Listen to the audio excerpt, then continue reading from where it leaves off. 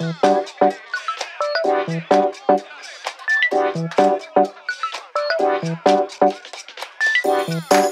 herkese merhaba arkadaşlar. Yeni bir Boşnakça Sırpça dersine hoş geldiniz. Bu derste volyeti ve jelyeti, Ekavian lehçesinde volyeti ve jelyeti diye söyleniyor. Bu fiilleri göreceğiz. Geçen derste hıteti fiilini görmüştük. Bunların hepsi yardımcı fiil olarak geçiyor ayrıca. Bunlardan da bahsedeceğiz bu derste. Kullanımından da birkaç örnek göreceğiz. Evet, başlayalım arkadaşlar. Öncelikle volyeti, Ekavian lehçesinde volyeti, yani Sırpçada volyeti diye geçiyor. Ne demek? Sevmek demek. Bunu nasıl çekimleyeceğiz şimdiki geniş zamanda? Ya volim, ben seviyorum. Ti voliš, sen seviyorsun. On, ona, ono, voli, o seviyor. Mi volimo, biz seviyoruz. Vi volite, siz seviyorsunuz. Oni, one, ona, vole, onlar seviyorlar şeklinde şimdiki geniş zaman çekimi yapmış oluyoruz. Jelyeti fiili, bu ne demek? Bu da istemek demek. Hatırlıyorsanız hıtyeti fiili de istemek demekti. Geçen dersteki hıteti. O da ekavian şeklinde bir J harfi Y olarak okuduğumuz fazla alabiliyor. Geçen derste gördüğümüz hıtyeti fiili daha çok arzulamak anlamında istemek fiiliydi. Eğer İngilizce biliyorsanız hıtyeti fiili İngilizce'deki will fiiline denktir diyebiliriz.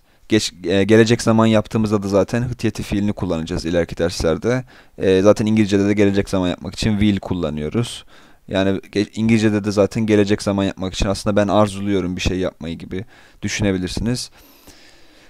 Bu istemek, normal istemek fiili jelyeti. Bu nasıl çekiliyor? Ya jelim, ben istiyorum. Ti jeliš, sen istiyorsun. On, ona, onu jeli, o istiyor. Mi jelimo, biz istiyoruz. Vi jelite, siz istiyorsunuz. Oni, one, ona jeli, onlar istiyorlar şeklinde çekimlememizi yapıyoruz. Şimdi yardımcı fiil olarak bunlar nasıl kullanılıyor? Yardımcı fiil nedir? Önce bundan bahsedelim. Arkadaşlar, Türkçe'de yardımcı fiil dediğimiz şey aslında bir cümlede birden fazla fiil olunca bir tanesi öbür fiile yardımcı oluyor. Öbür fiille ilgili bir şey söylemeye çalışıyor. Bu durumda tabii özneler aynı veya farklı olabiliyor. Önce özneler aynı kısmına bakalım sol tarafta. İlk cümlemiz konuşmayı seviyorum. Bakın, burada konuşmak ve sevmek şeklinde iki tane fiilimiz var. Daha önce ne gördük bu dersin başında ve geçen derste? Sevmek ve istemek fiillerini görmüştük. Burada sevmek fiili yardımcı fiil o yüzden.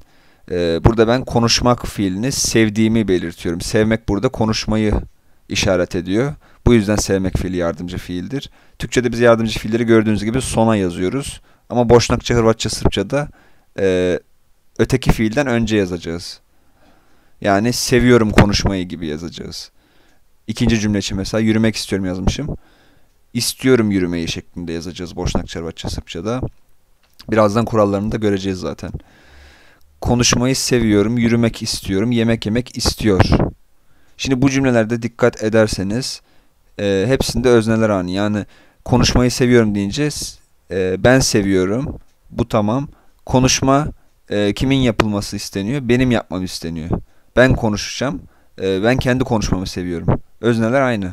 Yürümek istiyorum, benim yürümemi istiyorum, kendi yürümemi istiyorum. Özneler aynı. Yemek yemek istiyor, o yemek yemek istiyor. Kimin yemek yemesini istiyor? Kendi yemek yemesini istiyor.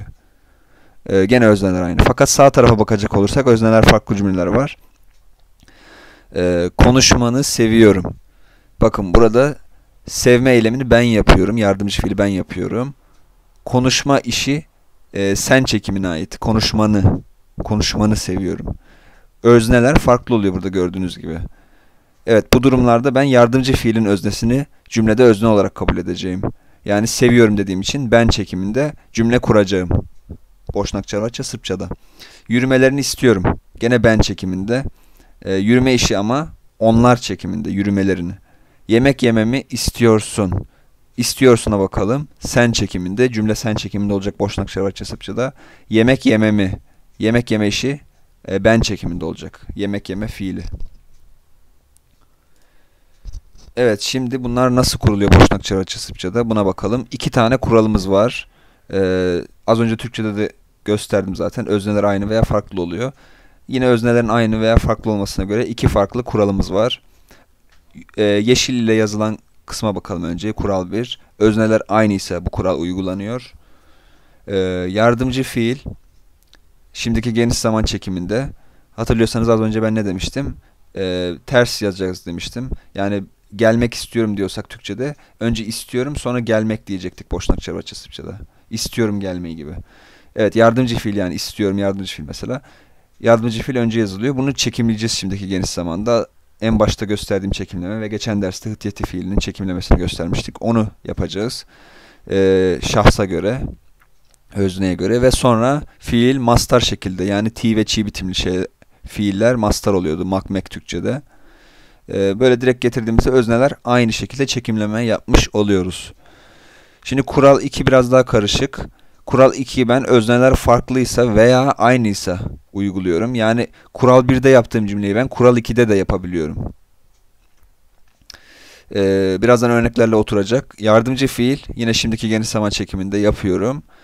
Sonra da diye bir kelimem var. Da'yı getiriyorum. Ondan sonra şimdiki geniş zaman çekimli fiilimi getiriyorum. Hatırlıyorsanız kural 1'de mastar halde ti, çi bitimli fiil getiriyordum. Burada çekimleyeceğim fiili. Çünkü bunda özneler farklı olma durumu var. Özneler farklıysa benim 2 tane çekimleme yapmam lazım. Yardımcı fiili çekimledim. Normal fiili de çekimlemem lazım. Çünkü farklı özneler. 2 tane çekimli olması lazım. O yüzden böyle bir şey yapıyorum.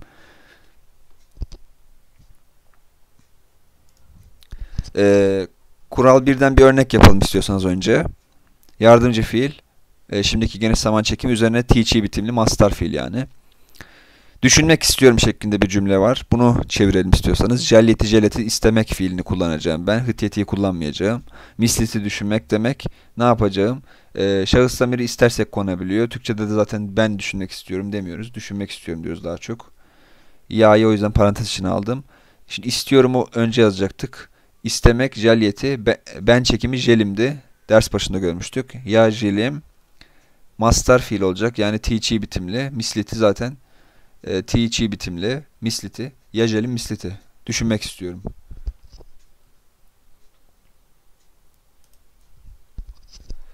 Şimdi özneler farklı veya aynıysa ikinci kural demiştik.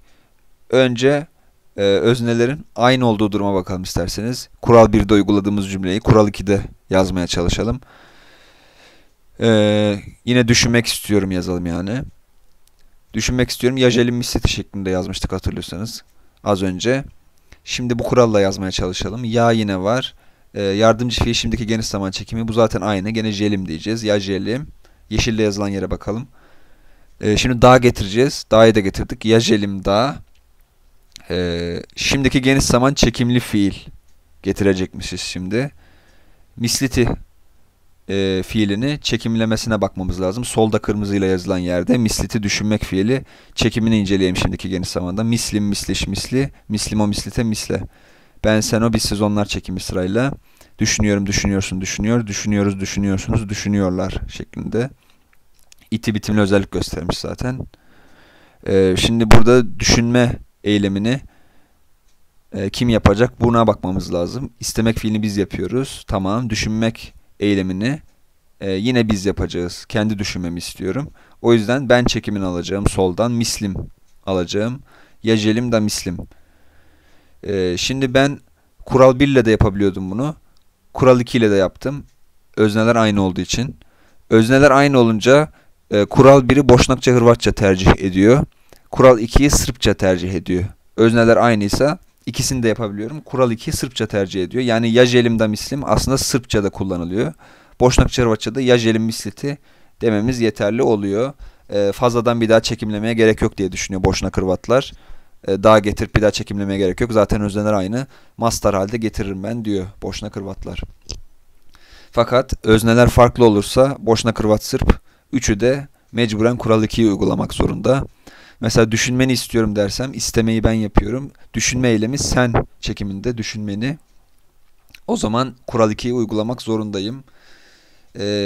İstemek fiili ben çekiminde değil mi? İstiyorum. Yajelim. Daha getirdim.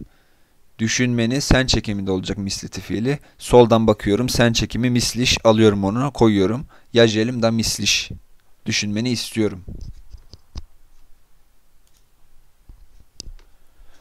Evet, hep istemek fiiliyle yaptık. Biraz da sevmek fiiliyle yapalım bir tane de.